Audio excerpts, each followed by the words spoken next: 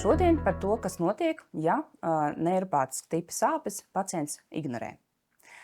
Diemžēl, ja pacientam jau ir attīstījusies neiropātija cukurdiabēta gadījumā, un ja pacients par šiem simptomiem nestāsta, nerunā vai arī vienkārši pats samierinās ar šo simptomu esamību, tad jāsaka, tā nav īsti laba lieta.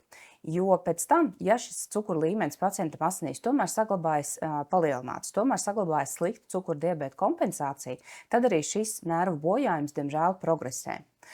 Pacients var no sākuma, kā es minēju, neko nejust, varbūt vispār nebūs simptomu, bet saslimšana progresē, tad var sākt parādīties dīvainas sajūtas, kā es parasti pacientiem saku.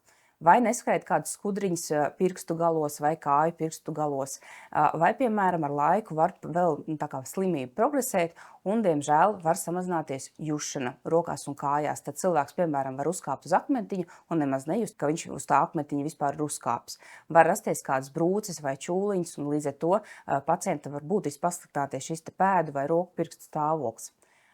Šis jušanas zudums, tā jau, protams, ir galēja stadija šeit saslimšanai, tāpēc līdz tai nebūtu jānonāk. Ja jums ir 2. tipa cukurdiabēts vai 1. tipa cukurdiabēts, noteikti pārunājiet ar endokrinologu, ja jums ir kādi šie simptomi, vai tirpšanas, vai kaut kādas dīvainas citas sajūtas, vai durstīšanas, jo tas var norādīt uz to, ka jums jau ir nervu bojājums, un tad jums ir jādodas pie neirologa, lai precizētu tālāko taktiku gan ārstēšanā, gan arī izmeklējumos.